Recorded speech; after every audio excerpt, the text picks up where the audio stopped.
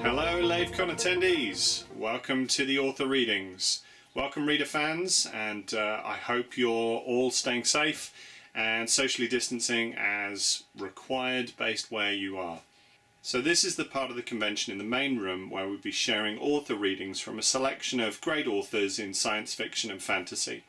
And over the years we've had some great attendees and we've had some great readings from different writers across the different genre communities.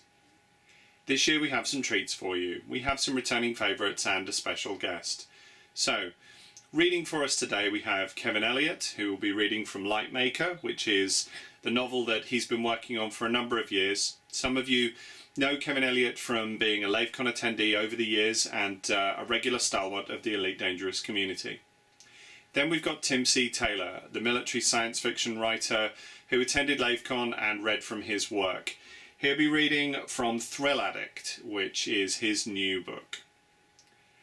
Then we've got Anna Smith-Spark, who read at Lavecon before. She's a fantasy grimdark writer, and she'll be reading from The House of Sacrifice, which is part of her epic fantasy trilogy, which began with The Court of Broken Knives. Then I'll be reading a chapter from my new novel, science fiction, space opera, military science fiction novel, Fearless, which is due out from Flame Tree Press in September. Finally, we have a special guest, the Clark Award winner and current Clark Award nominee, Adrian Tchaikovsky. He'll be reading from his novella, Firewalkers. So hopefully you'll stick around for that. Okay, on to the readings.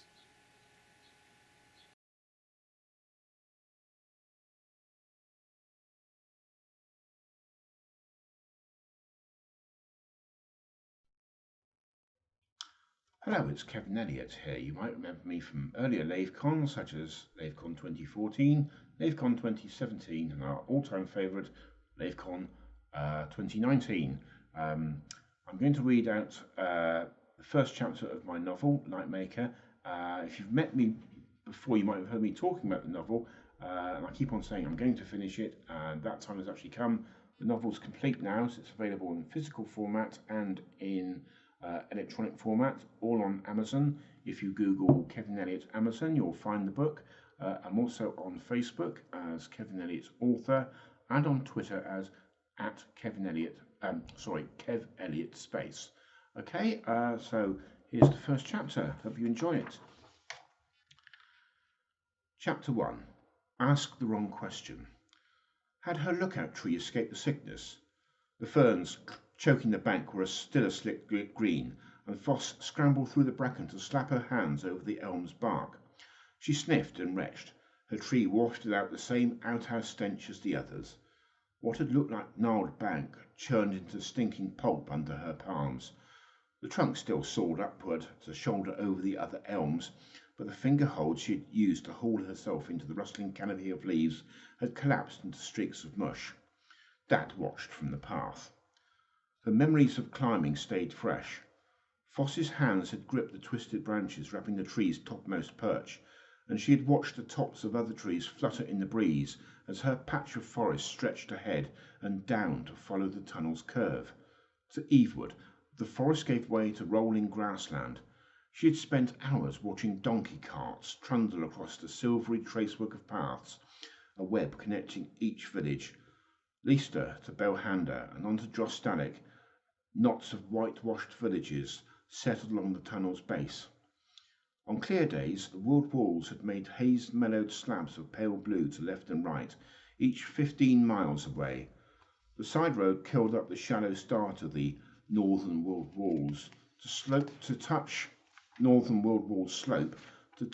Dalamir's flax fields, and more villages studied the grassland further ahead, until her world curved down to sweep below the horizon. Some days she imagined everyone living inside a hollow cartwheel, but whatever force pulled you to the ground pulled you towards the wheel's hub. Walk 1,000 miles along the tunnel's downward curve and you still stamped across grass. Now the elm's bark sloughed away, and the trunk's damp reek left her reeling. Dad frowned, and she pushed her away from the lookout tree and wiped slime from her hands. Her boots sank into the mud. She coughed and tugged her feet free before tramping back to Dad, who waited with crossed arms on the school path.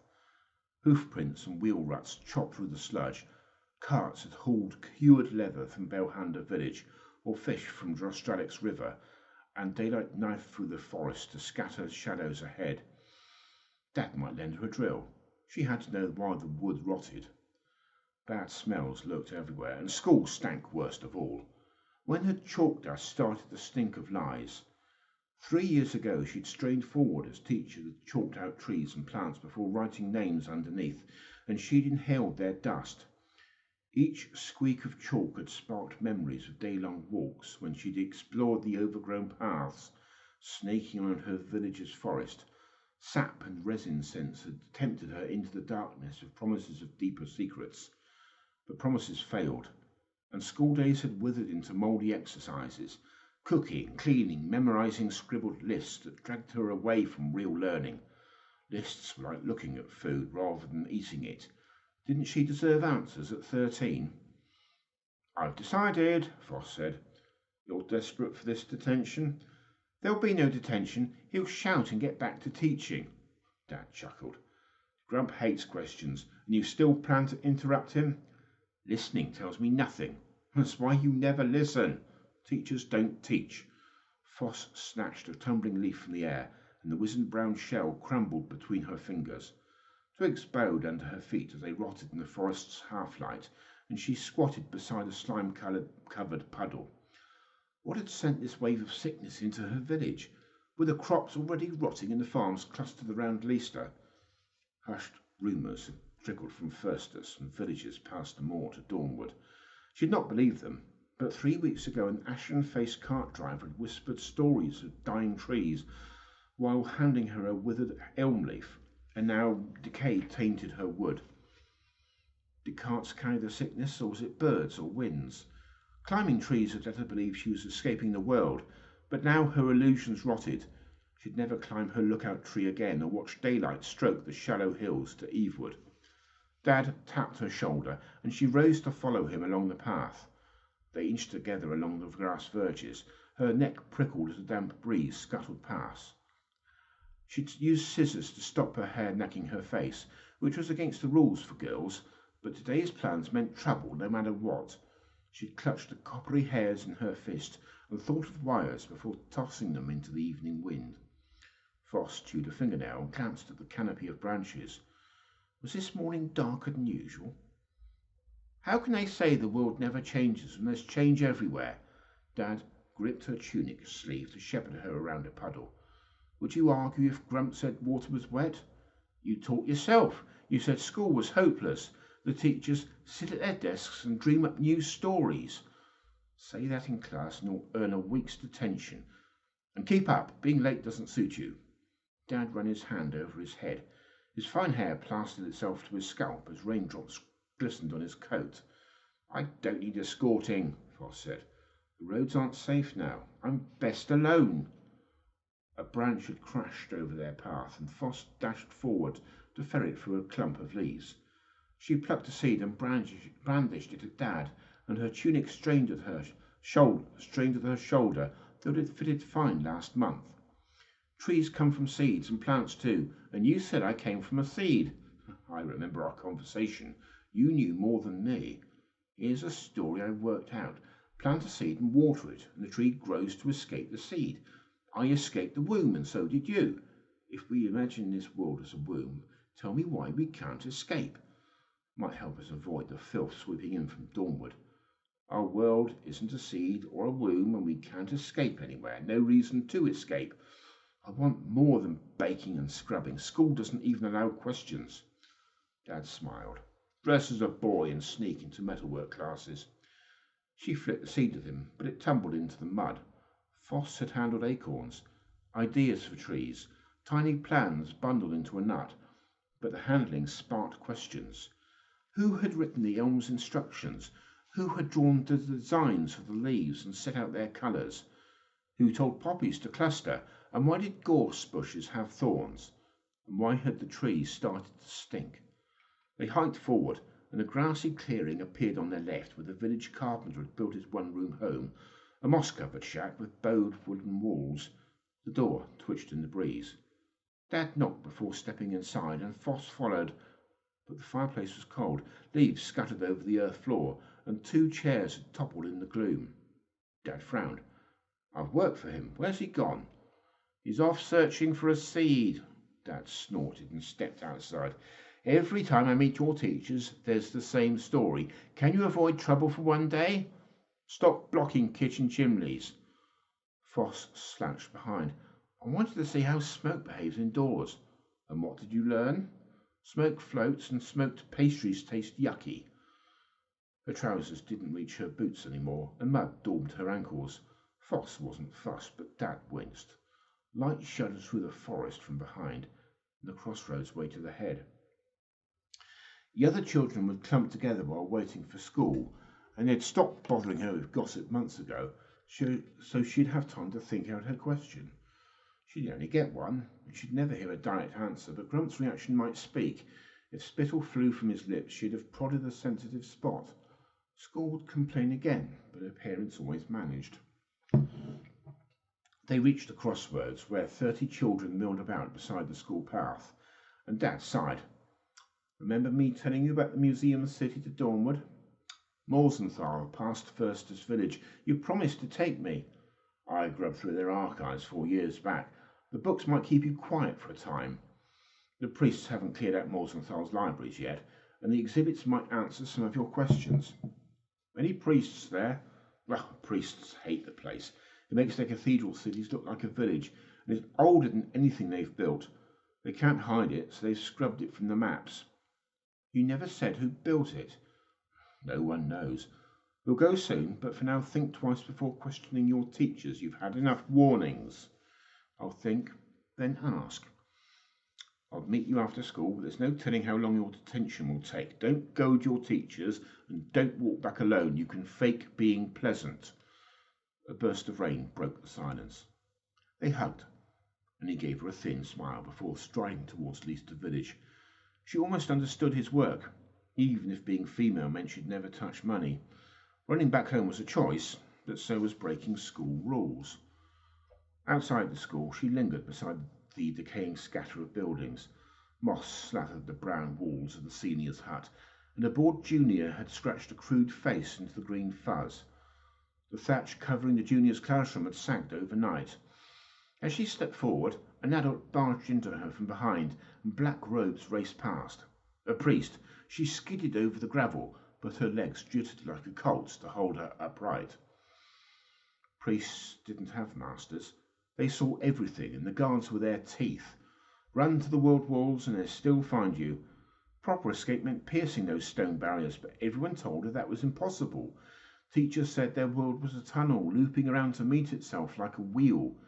And for once their words smelt true. Their faces puffed up with gloating when they said there was only rock outside. Sometimes she'd imagine future days when she'd find a village full of girls willing to understand how the world fitted together. She scowled. Dreams of torment. No girl escaped the dark cloud of marriage, and she had learned nothing but cooking and cleaning for a drunk. Mum had been spectacularly lucky finding Dad, but Foss knew not to trust luck. Even the word wife sounded like swearing. And how many wives died giving birth? School time, and she filed in with the chattering girls to their cabbage-bestenched red brick cavern of a kitchen. They cleared the blankets she'd jammed into the chimney, but her soot marks still decorated the brickwork. Pots clashed against cutlery, and Foss hammered her fists into her dough. Why did dough need folding? She did not waste her question on cookery, but learning might mean escape and burrowing through the world walls. Lunch came, but the bread's bitter taint left her gagging. The kitchen staff stared down her complaint as half-eaten apples teetered beside the counter, and Foss stumbled into the thin air outside to stare at the distant stone curve of the northern world wall. In this light, it looked like a wave threatening to crash into her. The tunnel's wall rose 15 miles away. It bowed out in the middle before curving overhead, her head into the vault, a rocky ceiling beyond anyone's reach. A bank of cloud now hid the southern wall, but her cage was complete. Walk forward or backwards, and you'd be an ant scrambling along the bottom of an immense pipe. Walk with a wall on each side, and you'd skirt village after village as their ring arched back to meet itself. Foss had heard of people walking the ring in a 2-year slog, but teachers tried to silence the stories. The sun's arch coated their tunnel's rocky top and sides, a narrow band of scorching light crawling eastward like a bracelet sliding down an arm. Teachers scolded you for staring, but Foss looked onward and shielded her eyes. Last month she'd walked north and climbed a lower slope of the world wall. She'd struggled upward through the stunted grass until the incline had stopped her, but the grey stone still loomed over her head, and her neck had ached from the staring. At noon the sun's arch had passed above, and the shadows had fluttered around her feet, but even the lowest part of the glowing arch had hung far beyond reach, far up the cliff face. Teachers said the sun's arch was there to light your work, and she'd asked if it had always slid over the walls, and who had built it, and how it worked, but those adult mouths clamped shut.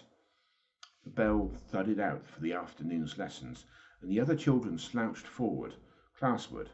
Foss scrambled into the senior's low-slung timber classroom. If first she could choose her seat.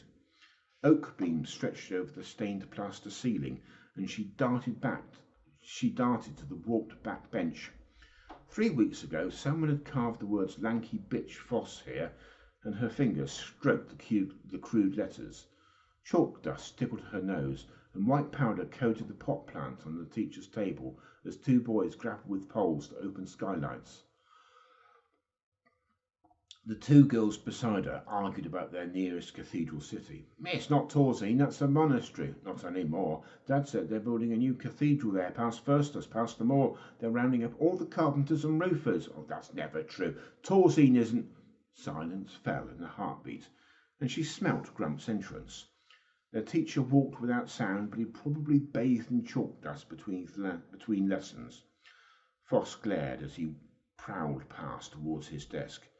His fingers sinewed around a stick of chalk, and without words his stick-like arms scratched out a section of their worlds. 40 minutes of religious lecture before he'd burn her time with prayers.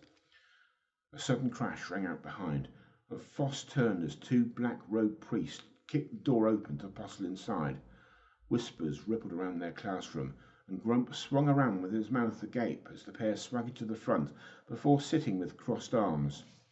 Grump's white eyebrows stayed firm, but his chalk stub quivered a fraction, and after several heartbeats he jittered back to his blackboard and continued drawing. She'd rock her footsie in to make the floorboards squeak at the front. The ceiling had sagged since yesterday, and a damp patch at the front had spread. Did one cause the other? Grump finished shading his drawing and stepped back before launching into his well-worn syllables, words reminding everyone how their world had never changed. She'd only get one question, and he'd kick her into detention right after the final word fell from her lips, but doing nothing meant mouldering. If nothing ever changed, why did apples rot in the orchards? Why did the elm stink? And why did the blackberry make her gag? Now Grump mumbled the words that pushed bile into her mouth, words to stamp the right attitude into their minds, a picture of their world marooned in an endless sea of rock, a tiny wheel of life encased in darkness. Did priests see themselves as jailers? Foss unfolded her legs and stood. "Why are you so sure nothing ever changes?" Dust swallowed her words as every student twisted to face her, but Foss folded her arms, being the only copperhead made standing out easy. Grump's mouth hung open, and his head rocked a fraction as he glanced at the priests, but they stared back at him. His face flushed crimson, and he reached under his desk to pluck out his cane. "Come forward, face the class, and raise your left palm up." Had she misheard? No one got caned. Boys had stolen wheels from the school's cart without being caned. Astonished murmurs and gasps rippled across the benches, but Foss looked ahead, and Grump's watery blue eyes locked onto hers. She stood and walked towards him, and her arm obeyed as the others fell silent. For one moment nothing moved, but his bleached rod rose and hung above her arm for a heartbeat before Grump's spindly arm writhed downwards, and one instant of blur became an agony of fire lashing her hand. Her eyes snapped shut, and her breath whistled through mouth as her body lurched forward. Now her eyes wouldn't open, and pain scalded her palm as her body locked itself. "Stand up and raise your left hand." The words sounded as if they'd drifted for miles, but fury coloured his voice. If she stayed bent over, he'd slash her back, or those priests would seize her wrists. Foss inched upwards as breath seeped back into her chest, and she raised her arm. His second stroke splashed more fire across her fingers. The third left her teetering and sweating. Her classroom turned grey, but she locked her knees and waited. Grump's mouth hovered beside Foss's ear as his whisper wormed through her. "The world never changes. It has always worked this way, and it will continue in this fashion forever. Will you question me again?" Madness dressed as punishment. She imagined snatching his cane and screaming back a volley of words before running into the forest. No, he'd cuff her to the ground or cane her face. Foss blinked, and her head nodded before she clamped her hand back under her arm and shuffled back to her bench. She'd found Grump's delicate spot. Questions about their world scared teachers, and priests terrified teachers enough to turn detentions into canings. But could this knowledge be used? Green and his burly friend stared open-mouthed. She had not planned to impress troublemakers, but she nodded back. Grump's cane scraped the blackboard as words leaped again from his mouth. Fatigued syllables described villages and woods snuggling the tunnel's floor. He stepped back when his cane scratched his drawing. The other children stayed silent. "Without beginning and without end, these limits define us, and we embrace our bonds as our walls embrace us. We must revere hunger, because hunger reveals our limits, and our limits create our souls." Foss shivered. Everyone faced forward for the words of dismissal, but the priest stood to bracket Grump and murmur into his ear. Grump stared at Foss, and his lips whispered her name, Dad's name, Mum's name, all captured with the priest's twitching pencil, and their teacher forced a smile onto his face before following the invaders outside. Once the door slammed, the boys stood and bustled towards their woodwork lesson. Most glanced their way as they passed, and Grieg winked and gazed at her. Most boys marked the girls out of 10, even those who couldn't count, and she was used to coming near the bottom, so his thick-lipped smirking made another puzzle. "You want anything, Foss? Leaves for the pain?" She shook her head. Even if Grump had flounced off, she'd never give a teacher an easy win, and her lips stayed shut as she sat with the other girls for embroidery. 3 angry streaks striped her hand, and she fumbled the needle. The teacher fussed until she saw the welts. Her neighbour had talent. Her threads pierced linen to weave a crimson rose over black cloth. Ask a question and earn a caning. She might ask other teachers, but what if the priests scared them too? A single tear rolled over one cheek, but she wiped it clear. Could you learn by asking questions of nature? Plants told stories by budding and flowering, and she'd asked how plants knew when to grow their leaves, what instructions lurked inside seeds and stems. Dad hadn't known, and he'd shouted when she'd torn a rose apart. The shreds in her hand had taught her nothing, but throw seeds onto bare earth and they'd bring life, so she'd keep watching. Outside, and home time, the sun's arch had crept eastward, and the other girls jostled past her to rush home before the evening winds. A strangled chittering screeched from above, but the scratching branches were empty. Foss stumbled back through the growing shadows to the school courtyard while nursing her palm. She'd struggled to hide the welts from Mum, and she'd never concealed the passion she'd hatched in the priests. Feet pattered behind, and she turned as the blacksmith's son, Mitch, gangled towards her, all limb and scuttle. He'd ripped his shirt last week, and no one had sewn the tear. Ribs showed on his flanks, and his wispy hair had matted into fawn-coloured clumps. "You all right? No question deserves a caning." "Depends on the question," Foss said. "You sounded angry, and I've never heard anyone angry with Grump before. Were you testing him?" Foss glanced back towards the school. I'll test everything. Now I know priests frighten teachers, and teachers want to hide the past. You're making your own lessons. Perhaps that's the best way. School teaches nothing. Watch out for those priests. They're swarming out the villages. Mitch darted forward and his feet skimmed over the mud. The chapel's stone pyramid squatted at the courtyard's far edge. In this twilight, the door made a grey gash, but a reluctant dribble of lantern light sneaked out along with adult voices. If priests caught her loitering, they'd grab her, but she dawdled past. Each village held the same pyramid, and each bustled with priests who swaddled themselves in black robes. Each village had its own garb, scratchy leather jerkins for Belhanda, linen tunics for Lisla, swirling blue robes for poor riverside fishers, stooping in their stilt houses. But however far you travelled, the priests all sweated inside those satiny uniforms. Who told priests how to dress? Foss listened, but only heard a whispered voice smothered with hissing tones. She crept back to the crossroads and along the school path. Dad had told her not to walk alone, but she'd learn more by breaking rules. Ideas came. She'd retrace those day-long treks she'd taken through the forest around her village to seek new sorts of flowers and berries, or look for another pair of those trees that grew into each other. Anything to make sense. One villager might hold an ancient book with clues about a hidden cave, or she might hear whispers of hidden towns around the ring where priests never stepped. She'd press Dad for a Morsenthal visit. Seeing the past or reading forbidden books might uncover hints of some escape route, help her become more than a wife. Everyone flinched when priests walked past, so if the priests were scared of Morsenthal, she should carry her questions there. What caused those tangled thickets of wild bracken she'd seen by her house? Why did nameless plants appear beside the road? Why had so many animals turned savage? Had her world grown from a single seed? Her own questions left her mind spinning, and Foss paused as pools of shadow spread across her path. Her questions would fill books, but she'd never find enough answers.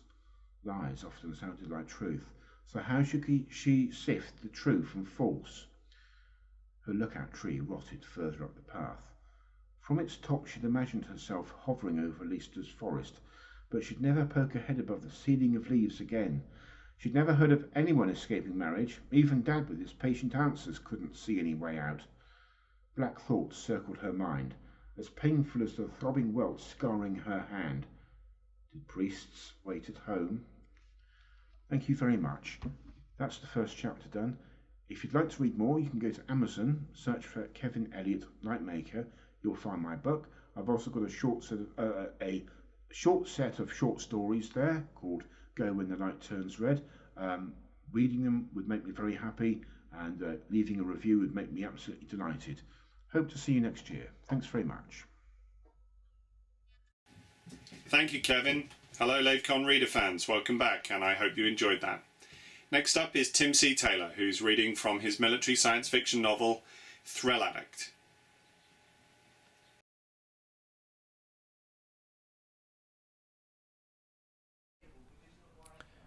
Welcome to the slug of virtual Lavecon.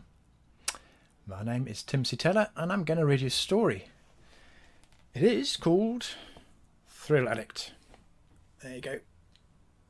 Bit of glare, but hopefully you can see that it's set on a space station. And I thought that was kind of appropriate, really, for Lavecon.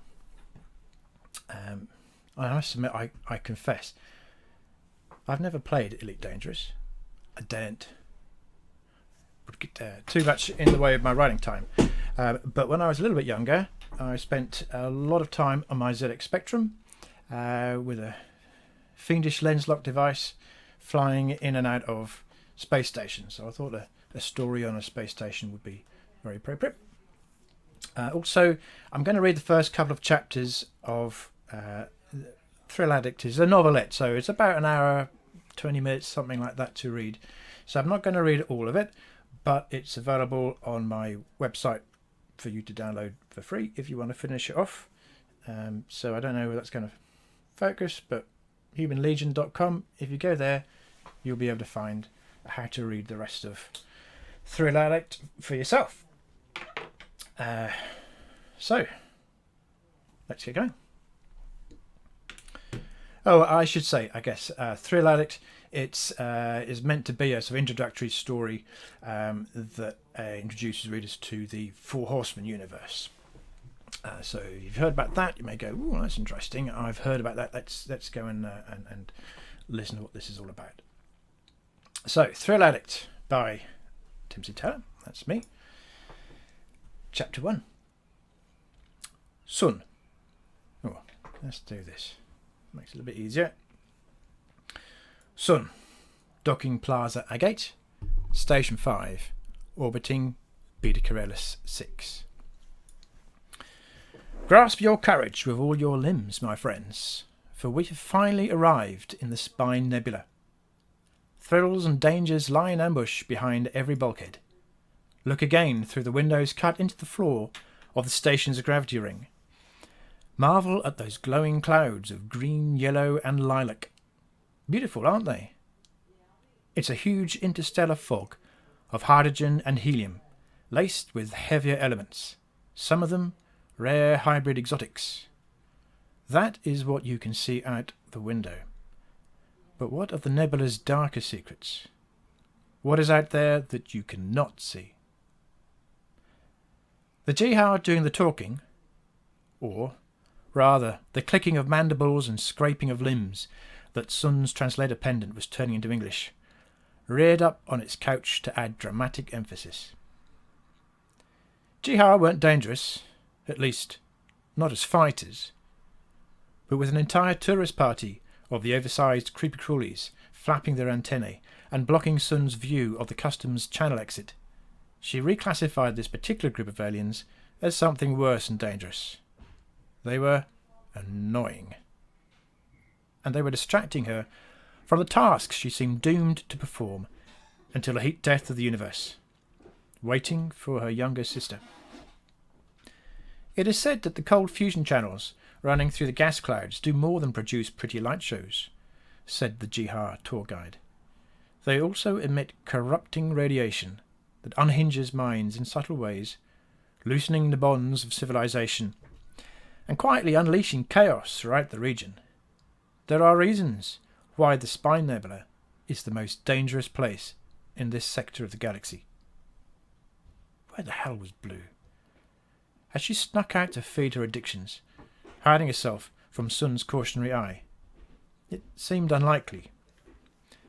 Docking Plaza Agate was a fancy name for a miniature commercial zone designed to fleece new arrivals to Station 5 entering through Docking Ring 7. The 300 yards of gently curving tube that was the plaza's segment of the gravity ring was painted mint green. Sun could see its full extent. It was impossible for Blue to have escaped her. But Blue craved excitement. Always.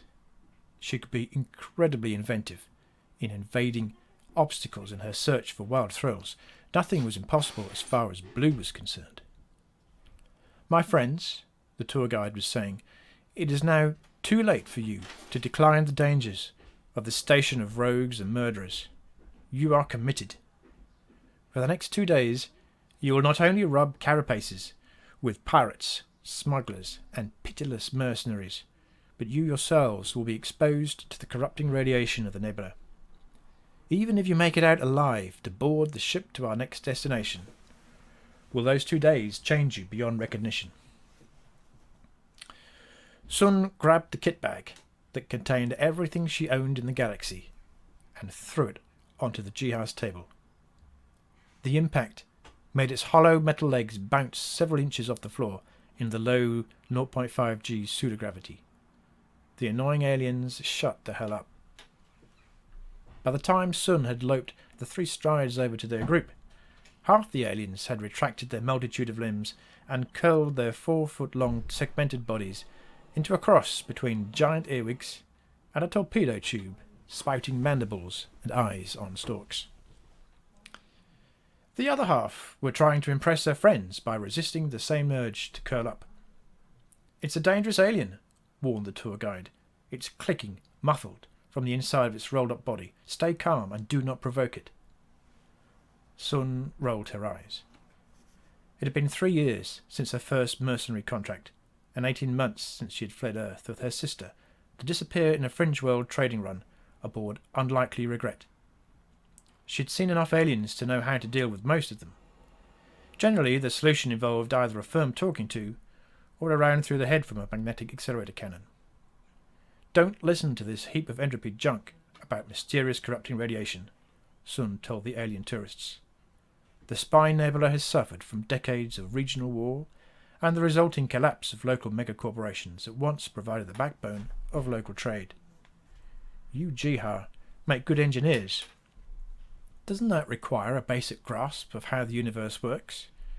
Don't you think war and economics are more likely explanations for why the Spine is such a cesspit of pirates, corruption and desperation? She stopped before she revealed too much of herself to prying ears and antennae.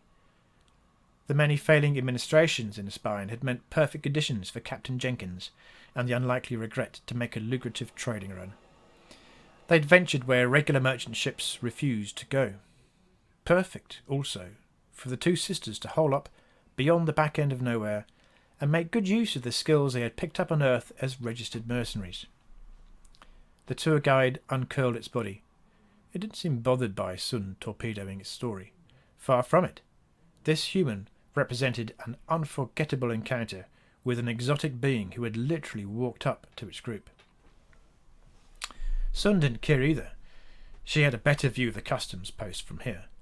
She frowned as an idea came to her.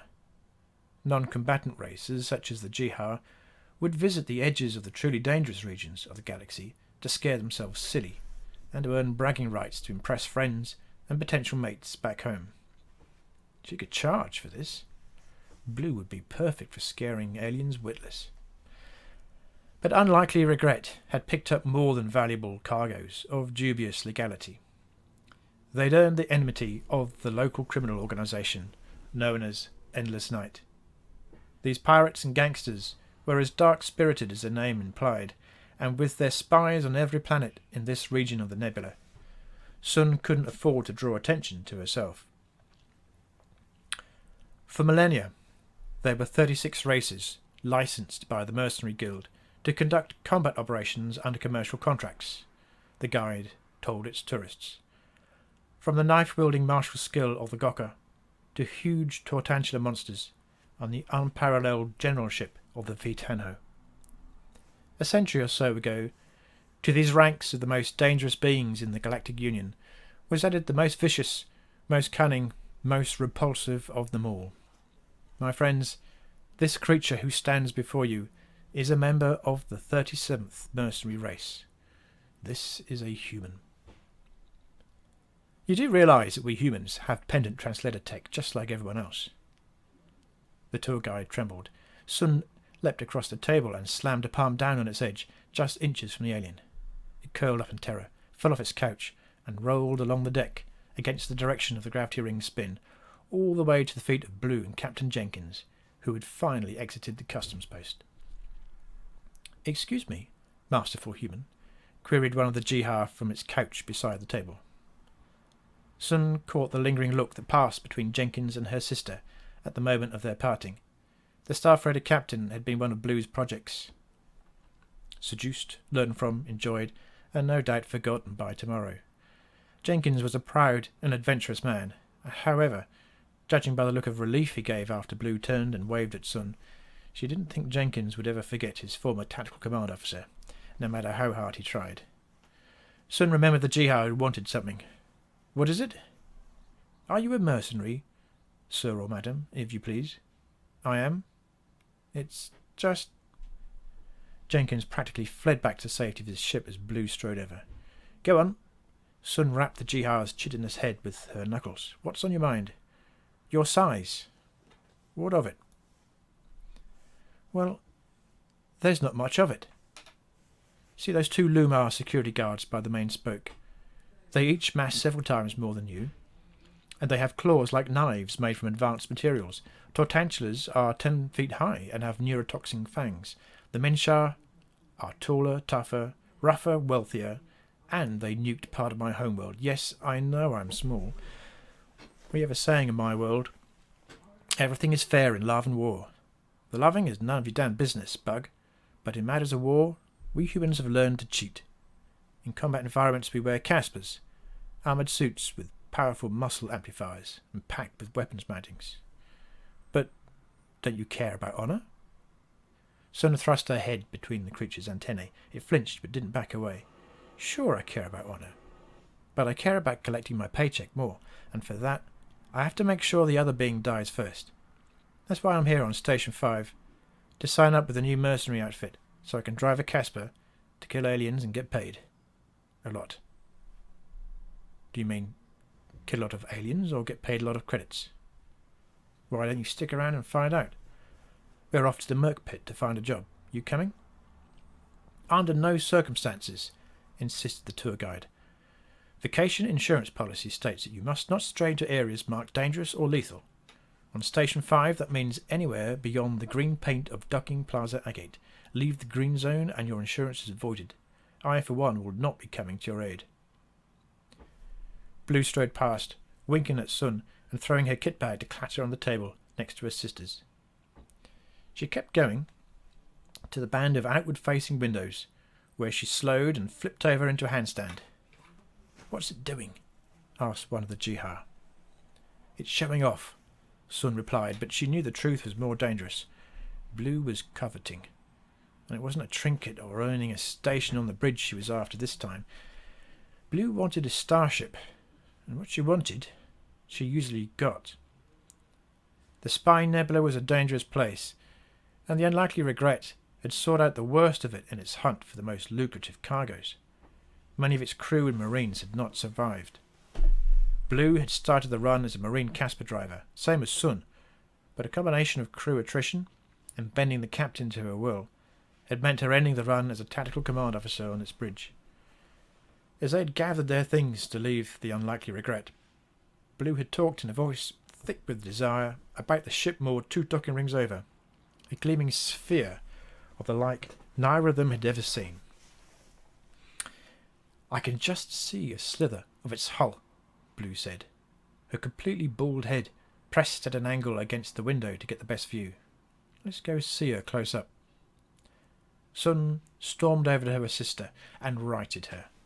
They stood, boots planted on the curve of the rotating gravity ring, with foreheads pressed together. "Don't do this," Sun whispered. "You owe me." Blue said nothing, but Sun could feel her defiance in the rigid set of her shoulders. "I know it's hard for you, Blue, but Endless Night once is dead. You're going to have to suck up your urges for a while, as we lie low with an obscure mercenary outfit. Do I have your compliance?" Breaking Sun's grip with ease, Blue nodded and walked over to the spectating Tthe to retrieve her kit bag. "You won't need to worry about me," she said over her shoulder. Sun hurried after her, and together they interrogated the plaza's holographic map. In spite of the humans they knew frequented Station 5, the device hadn't been updated with any of Earth's languages, but the symbol of the Mercenary Guild was all they needed. Sun jabbed a finger into the holomap. There. Ring 3. Segment 11. It's got to be the Merc Pit. We go straight there, but we must play it cool. Here's what we'll do. Okay, I think I'll leave it there. That's the first chapter of 12 for Thrill Addict. So to say, if you like that, you can go to humanlegion.com and I'll make sure it's clear how to download the rest.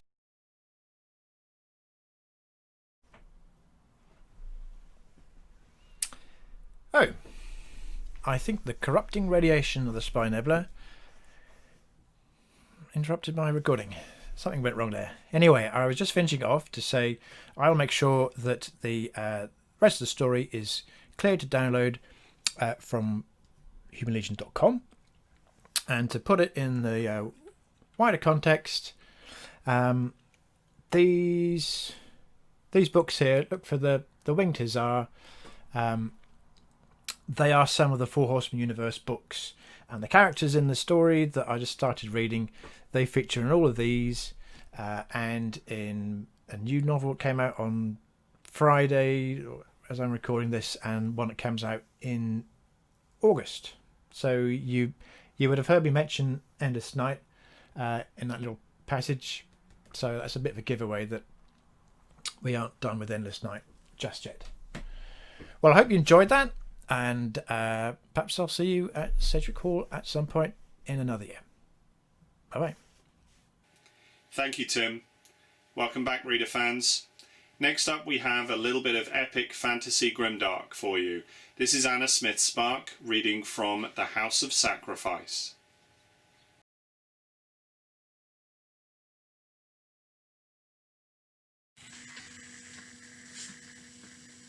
Hi, my name's Anna Smith Spark. I'm going to read you a passage from The House of Sacrifice, which is the third book in the Empires of Dust trilogy from Harper Voyager, of course, Broken Knives, The Tower of Living and Dying, and House of Sacrifice. I'm going to read you the opening chapter, which is slightly spoilery because it's the opening chapter of a third book in a trilogy, so it's a lot of stuff has happened and a lot of things have been revealed, but yeah, I'll try and sort of skim over slightly some of the most revealery bits. Hail him, behold him, Wolf Lord, Lord of Carrion, joy to the sword that is girt with blood, man killer, life stealer, death bringer, life's thief. King throned, glorious his rule, the sun, the sea-eaten shore, the stones of the mountains, the eagles, the rich deer, the wild beasts, men in their cities rich in wisdom, all are bound to him. His word is law. With bloody hands he governs, sets his rule and his measure. A strong tree, a storm at evening, the sea rising up to swallow a ship. The night coming, the sudden light that makes the eyes blind, the flood tide, the famine, the harrowing, the pestilence. King and warrior, golden one, shining, glorious, life's judgment, life's pleasure, brave of hope. The city of Tthe, it is the most beautiful place in all the black earth of the last. Its towers are made of pearl and silver, its walls are solid gold. It stands on a great plain of rich grassland on the banks of the river Tchaikovsky that flows down wild to the cold, dark endless sea. It is a jewel beyond comparing, the glory of all the world, wondrous thing. Look upon it and be blinded, dazzled by its magnificence. Fall upon your knees, worship, marvel, worship. O you who are nothing, you who are nothing but maggots, crawling pitifully in the bitter dust. Kneel and give thanks, rejoice that you have lived to see it, that such brilliance was raised in the blessed era of the world's end. Perfection is built here. Kneel, kneel, cry out in terror, turn away your eyes from its radiance. Its streets are paved with marble, its palaces are ivory and white glass, its bells ring out in music, the air is filled with perfumes, the river runs clear, the corn grows golden, the trees are heavy with sweet fruit. Treasure houses stacked with riches, wealth beyond mortal ken. Numberless are its herds, its flocks, its swift horses. Its people dressed in silks and satin, its women beautiful as goddesses, its men strong as giants, in their eyes is the light of knowledge and power over all things. Its foundations are living bodies, flesh putrefying, bones cracking beneath its weight. Its mortar is tears and blood. At its heart there stands a palace of desolation, built in honour of a mighty king. Such Yorkshire king. You think, do you, that he would have died somewhere, in the desert, on the shores of the White Isles, in the ruins of Tthe, if I had not saved him? But none of this would have been. You think, do you, that without him the world would be at peace? If he died, do you think that there would be no war, no cruelty, no murder, no pain? The world would be a good and loving place. Why do we do this? I asked him once. And he looked out across this world that we have made and did not speak. If not me, he said at last, then perhaps someone else. My own city of Solos, they say, has been brought low by killing violence. We did not do that. The people of Solos deserved it, you will say. Child killers, blood-sodden. Their city is based on murder. Go there, Thalia. Send Marith, your husband, there to punish them. The people of Solos are wise. They merely make visible what all the world is based on. Take the bread your children are eating. Send them to bed hungry. Give the bread instead to the starving poor. No? In Solos, at least, they do not lie. In Tthe, our tower built on human suffering, we do not lie. Ossenfield is a bad man for following him, for doing as he orders, for being his friend. Ossen wants power and wealth, does not care where it comes from. Oh, yes, I wish Ossen was not his friend. But I am worse, because I married him, because I live my life, because I do not stick a knife into his throat. For to me, he has always been kind and loving. To me, he is a good man. As for the rest, I turn my eyes away from it, as we all do. Refugees and beggars stagger across the world, men, women, children. Their tears are a drowning flood. What do you do? What more can be expected of me? Should I be better than anyone else is? It grieves me, yes, I weep over it, what we have come to, what the world is. In a different life, in a different place. There is no different life. There is no different place. There is here and now. There is what I have, what I can be, what I can do. Kill him. Oh, it is rather too late for that, is it not? Leave him. Why should I do that? Because it would be a better thing than staying with him? Because I should suffer for marrying him? Because he has done harm to others, and thus I should not find pleasure in his love? Because he is a bad man, and so I should not love him, because you do not want me to love a bad man, because I am... what? Because I should be better than that? If I ran away to the other side of Elliott, dressed myself in sackcloth and ashes, did penance with aching hands, tended the starving, kissed the wounds of the sick, so what? So what? You do not expect Ossen to leave him, renounce all of this. You do not expect this of any of his friends. You will still say, perhaps, that I am a fool, lovesick, blinded his victim, that I would flee from him if I could, because we sit together, talk, laugh, argue, hold great feasts and parties, walk in the gardens, ride in the fields, sit quietly to read. I am trying to improve his taste in poetry. He is introducing me to the Pernish stories of his childhood. But I should not love him, because we march onwards like an army, like a storm, like the clouds rushing over the sun. The world trembles. The men in their bronze armour sing the paean, hold their heads high, smile as they march. The world bows before us. Every soldier here in our army, they are as mighty as kings. Life is good.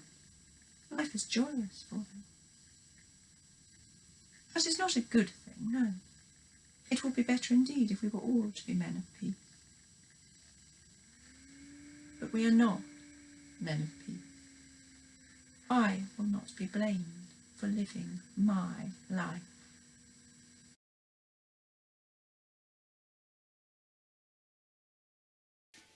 Hello, Lavecon. Now it's time for my reading. I'm going to be reading from my military science fiction and space opera novel, Fearless. Now, this is published by Flame Tree Press and is due out in September. This novel's quite a different style for me. It's not really written in the same style of some of the stuff I've done before. It's written in a similar style to the Phoenix Point Briefing short stories that we put together during 2018 and 2019, but it's a complete novel of that. It tells the story of Captain Shan and her crew. Elisa Shan runs a spaceship called the Tthe.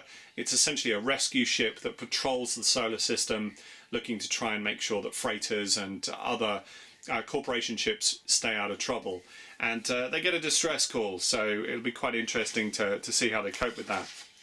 I'm going to be reading chapter 1, and hopefully you'll enjoy it. So sit in, get comfortable, and have a good listen. Winifred is deciding that she's going to sit on my lap. Okay, enjoy. Chapter 1, Shan. I was born in 2080 with no legs. Perhaps that gives you an image of me, an image that defines who I am to you as a person. Maybe you get a sense of who someone is by their limitations. Do you think who we are is determined by what we look like, what we can do, or what we don't have? The world doesn't work that way anymore. Captain to the bridge, on my way. I open my eyes and reach up, grasping the steel bar above my head. The straps holding me to the mattress fall away, and I float across the room to the door, which slides back with a faint hydraulic hiss as I reach it. In the corridor, I'm gliding, pushing off with my hands and adjusting my momentum as and when I need to. Zero gravity is like flying, but it's easy to forget there's not a lot to slow you down before you crash into a wall or a person. I love it. My earliest memories as a child were being taken to a municipal swimming pool. I must have been 4 or 5. For the first time I could move freely and as fast or faster than anyone else. I can remember laughing and smiling constantly until my face hurt. Captain Elisa Shan to the bridge. Priority 1. Captain Elisa Shan. I'm coming! The wall speakers won't quit repeating the call until I get there. There's good reason. The ship's crew will know I'm taking this route, that it's urgent, and that they're to stay out of my way. I reach the far end, slowing myself by running my hand along the wall rails. There's a ladder to the upper deck, and I propel myself that way, grabbing the rungs and pulling myself upward. Although in space it isn't really up, it's just a change of direction. AD 2118. Humanity has colonized the Moon, Mars, Ceres and Europa. Asteroid mining is big business and the new joint venture of nations, corporations and entrepreneurs. No government can afford the investment alone, so private-public partnerships are the route to the stars. Out here, people are commodities, just like water, hydrogen fuel, oxygen and everything else that isn't vacuum. Humans in space are expensive. Everyone who gets up here has to earn their keep. In Fleet, we're all specialists, exceptionally skilled and committed to the work. There's plenty of downsides to this life, but I wouldn't want to be anywhere else. Another panel slides back and I've reached my destination. Captain on the bridge. This is my office, a wide room with a wall of gyroglass that slopes away to reveal the cold, dark vacuum outside. The ship's command crew are all here, at their posts, strapped into their chairs. You never get used to that view. It's not like the old films with a vista of stars and cloud-like nebula. Those twinkling pinpricks of light disappear under the glare of the sun. Instead, you're looking at a deep, endless empty, unless something gets in the way of our star's dictatorial scrutiny. In those moments, the stars come out to play, and looking out at the window is a real treat. The ribbon-like quality of the Milky Way, like a churning line of clouds in the night sky, is something you can only see from space. One for the tourists, but not for us. I've learned to love the emptiness. There's something serene and permanent about it. Occasionally, when we're at the farthest end of our run, the two views mix, and you might catch glimpses of silver powder, a little like seeing the moon on a cold winter's morning. Jacobson is looking at me. He's turned in his chair. He's half out of the straps, his hand raised in salute. He's big-boned, Swedish, and in his mid-20s, and on his first run. According to his astromathematics score, we lucked out in getting him, but he's still wet behind the ears. At ease, Ensign. Just tell me what we've got. Automated distress call from the freighter just outside our navigation plot. It's the Hercules. She's 3 days out from Phobos Station. Any details? Not at the moment, but we're the nearest ship equipped to assist. Okay. Have you calculated a course correction? Looking at it now. Good. When you're done, signal them that we're on our way. This is how we work. Most of our time is spent moving between spaces, operating computer systems, making decisions. Each time we choose, we're balancing the limited resources we have against a new need. In this case, a course alteration means a burn, using up fuel. A delay in making port at Ceres means breathing more oxygen, consuming more water and food. But that's part of the job. Part of the reason there's a solar system transit service. The whole reason we're out here. To help. In the maritime age, there were wars on the high seas. Merchant ships would struggle across the Atlantic with their wares, evading pirates, storms and all manner of hazards. Traders would invest in their cargo, gambling everything on the chance of making a fortune. Out here, it's the same but different. The dangers have changed. Our technology has improved to cope, but we're no less vulnerable. Computation is done, Captain. Send the message. Aye, aye. Our ship, the Tthe, was commissioned by the United Fleet Consortium of Earth, or Fleet to everyone who didn't design the plaque. There's 6 vessels like ours, patrolling the trade lanes, too few to make space safe, but enough to make a difference. On board we have 25 skilled crew, including the command team. We can operate the ship in 2 shifts, with some redundancy in personnel and capacity. If we need to help someone, we may have to leave people on their ship, or rescue stranded crew onto ours. Our job means we carry extra, just in case. We're also armed.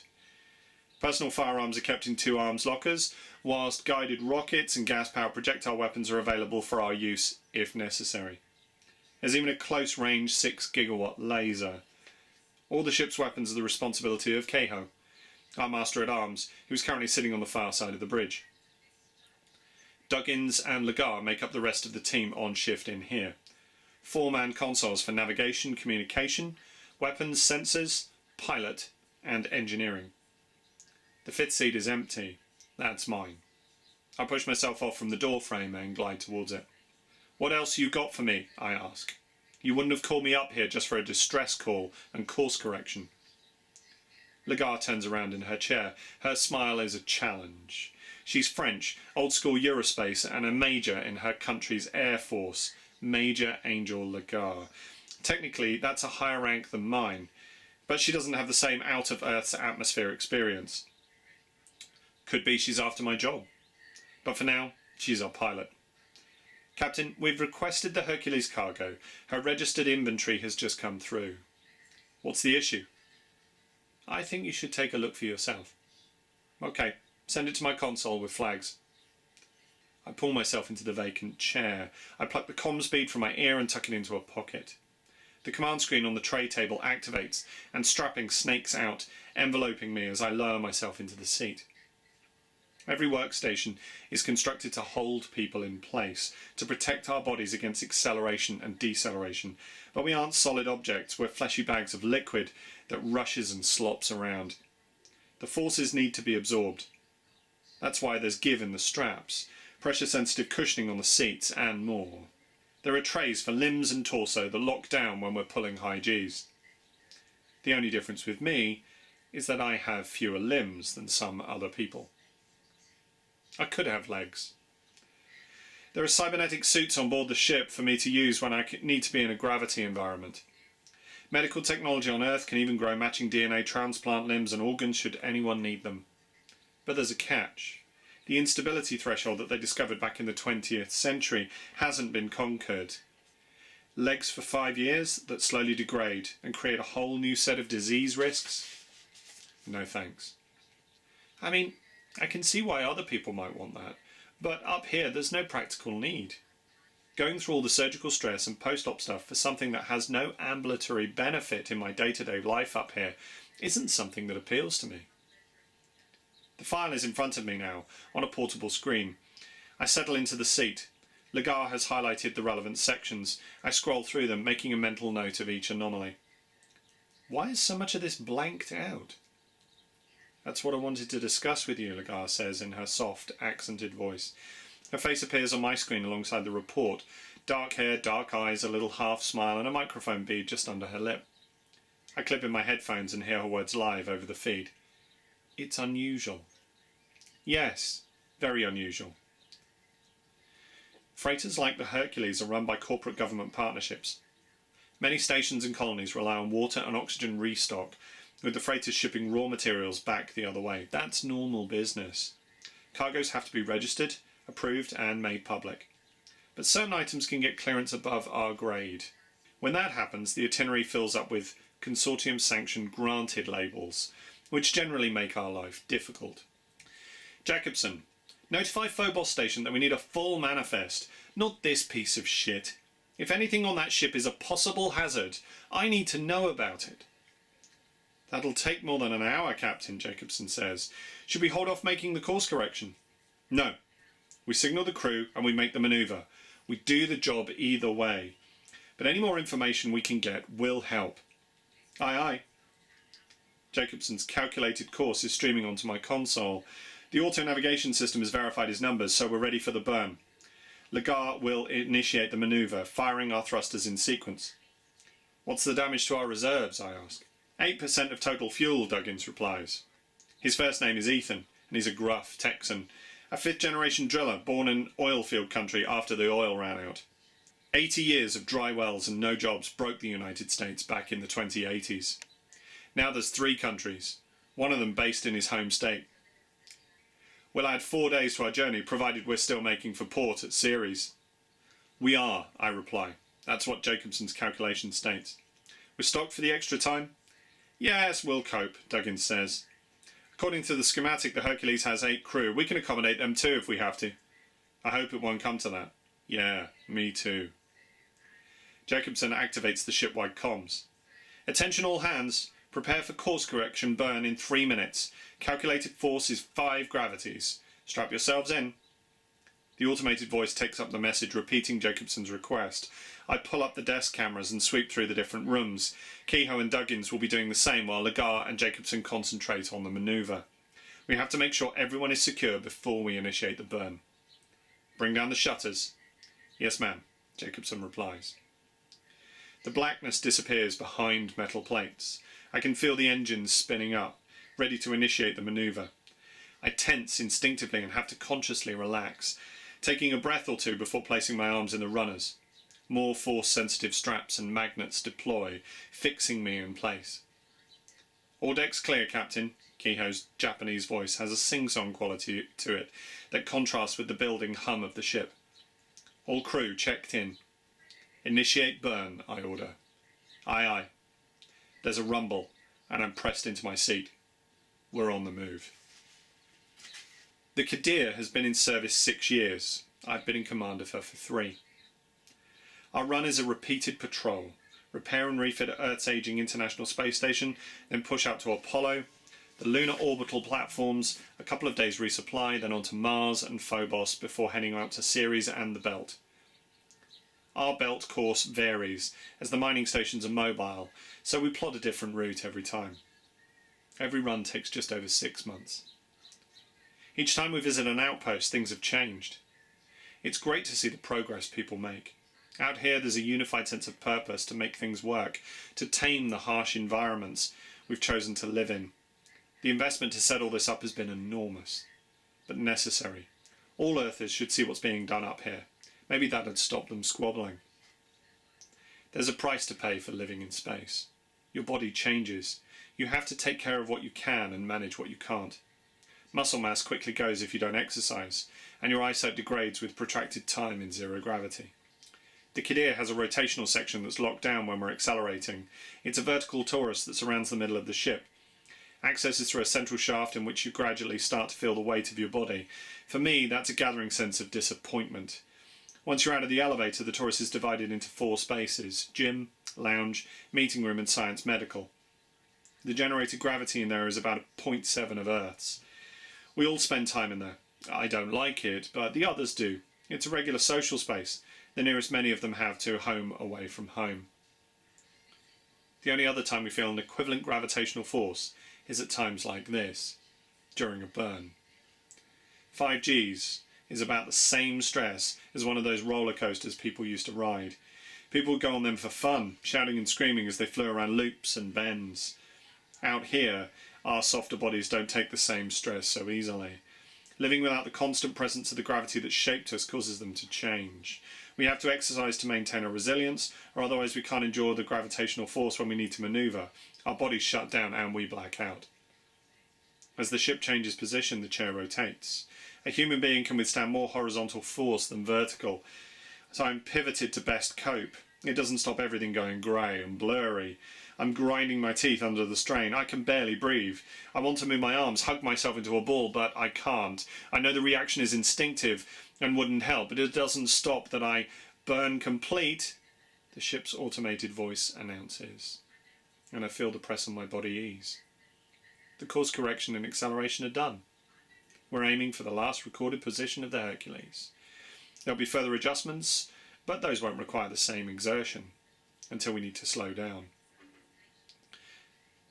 There's a red light flashing on my screen. I blink a few times. My vision clears, and I read the warning. The words make me cold inside. We've got organic contamination in corridor 6. Looks like someone wasn't locked down. Cameras are out. It'll take a few minutes for a team to check, Duggan says. We've still got systems offline on all decks. As soon as you can, please. It takes time for everyone to recover from the aftermath of 5 gravities. Jacobson's doing better than me. His recent time on Earth means he's still got the resistance, but now he's double-checking his math and recalibrating our position. Course correction checks out, Captain. We're exactly where we want to be.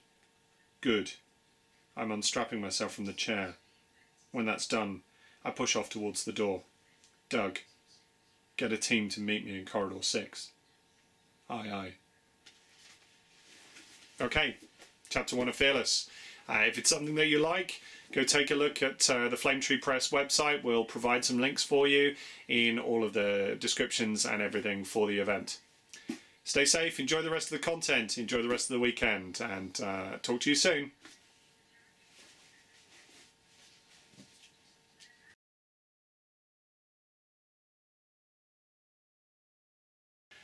Okay, and now for our final reading, a special treat. This is Adrian Tchaikovsky. For those of you that don't know his work, he's worked writing fantasy, writing horror, writing science fiction. He writes all across the genres, and he's certainly very, very prolific. This is a short piece from Firewalkers, one of his new novellas. Enjoy.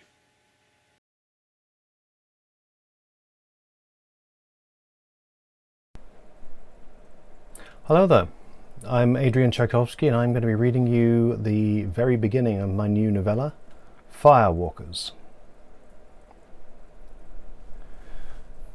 The Massary Van Bults were coming in all the dry way down the Aguay road, and as Hotep would say, there was much rejoicing. They came in a real motorcade, big cars with windows so tinted they were like black mirrors. The back ends corrugated with heat-sink fins so that Monsieur and Madame and all the literal Massary Van Bults could slide untouched through the killing heat of mid-afternoon. People turned out for them. As their fleet of cars grumbled down the Ankara's one-maintained road, everyone spilled from their factories and repair shops, an impromptu half-holiday from whatever it was put food on the table. The kids jumbled out from their shacks and shanties, from all the hand-built homes that had gathered around the anchor like junk washed up on high tide, never to see the sea again. They all cheered, waving scraps of cloth for flags. Didn't matter the colour so long as it was bright enough to see through that dark glass. They whooped and stamped, all of them, and Nguyen's Sun Mao waved and hollered just like all the rest of them, because this was how you did it at Ankara Achuca. You did it whenever the new guests arrived at the Roach Hotel, because this was the only time you'd see them. They check in, but they don't check out, which was some ad from long back. Anyway, it wasn't Roach Hotel, not really, not to the face of the people who got to stay there, however briefly. Not to the face of the Wabenzi, who ran the Ankara town, controlled the jobs, and who got fed. It had a fancy French name, in 20-foot gold letters that loomed over everything in the township, just like the Ankara cable loomed over them and everything, going up forever. The motorcade was approaching the big gate to the Roach Hotel now. The first couple of cars just went in, past the guards and the guns, up the gravel drive, past the dusty space where there'd been lawns in Mao's dad's day, before the owners acknowledged that even they couldn't waste water on that kind of conspicuous consumption. Mao's dad had got to see the place pristine new before time and dust and the heat cracked the facade. Mao's granddad had helped build it, one of that wave of labour that had converged on all 3 Ankara points long back. They had locals, yes, but they got in strong backs and keen minds from all over, and it so happened that there'd been plenty out of Vietnam who'd needed somewhere that wasn't underwater right about then. The crowd's jubilation was ebbing. For a moment, it looked like the Massery Van Bults were going to screw tradition and just pass through the gate from which no soul returned. Then after 3 cars had cruised on, the 4th stopped and more men with guns got out. The private soldiers of the corporate compound noun that was the Massery Van Bults. And after them, some flunkies in suits already pink and sweating in the seconds after leaving the vehicle's air conditioning. Mao shook his head and rolled his eyes, but he kept waving his little flag because he had parents and siblings and they got hungry just like everyone else. They had little baskets, like they were giving out money for New Year, stacks of notes, a king's ransom. Sullenly, sourly, the flunkies began chucking the cash into the crowd, flashing the sweat stains spreading like plague zones across the armpits of their shirts. The crowd whooped. Children ran up and down the line, gathering it all up. The Wabenzi would redistribute it later and plenty would stick to their fingers in the process. It would all go to buy just a little less than the last, because even these good old American bucks, these sterling pounds and rubles and euros and rand, bought less and less of the less and less there was to buy. Children, because it looked better to the guests of the Roach Hotel if it was happy kids rushing around to grab their bundles of old notes. Because nobody wanted real, desperate adults slugging it out for handfuls of cash. That might suggest they weren't happy with what they'd got. Maud thought the flunkies were it, but there was a special treat in store for all the lucky people of Ankara Achuka. Mao saw some kind of argument going on within that great big space within the car, bigger than the room he shared with 2 sisters and a brother. The flunkies were protesting, "No, go back, really, Mum, not appropriate," and then she appeared. A woman, white going on pink, broad-brimmed hat already wilting on her head. Her hair was like gold, like hair you only saw in adverts. Her sunglasses looked like poured mercury. She was waving back, basking not in the killing heat but in the adulation, listening to the crowd go balmy because some daughter of the Massery Van Bults had graced them with a personal appearance. She threw something into the crowd. Artless, awkward, but it reached the front ranks, almost brained some old boy, in fact. Not a wad of cash, this, something heavy. A plastic bottle, rich man's water, the pure stuff. The inside of the car was probably lined with them. There was a fight after that. The half-brained old boy had the bottle, his neighbours wanted the bottle, the people next to them. Then the gendarmes had just turned up out of nowhere in their riot suits and were wailing into the crowd and cracking heads because this sort of unruly disorder before the eyes of the guests just would not do. And Mao was bitterly sure that the chief of police was going to nurse a long, cool drink of rich man's water this evening on his nice veranda, and that old boy was going to nurse nothing but a headache. Then he looked at the Massery Van Bult girl, and she looked so stricken. She'd done a nice thing, hadn't she? She'd shown the proper noblesse oblige, except it had all gone wrong, and now her day was ruined. He thought she'd actually stamp her little foot. But then she was back inside the car with her flunkies, so the cool air could get flowing again, and the rest of the motorcade was passing the gates, and everyone went back to work or back to not having work. and then Balewa turned up and punched Mao in the shoulder. Thank you. Thank you, Adrian. Okay, that concludes the Lavecon readings. I hope you've enjoyed them this evening, and stay safe wherever you are. Good luck.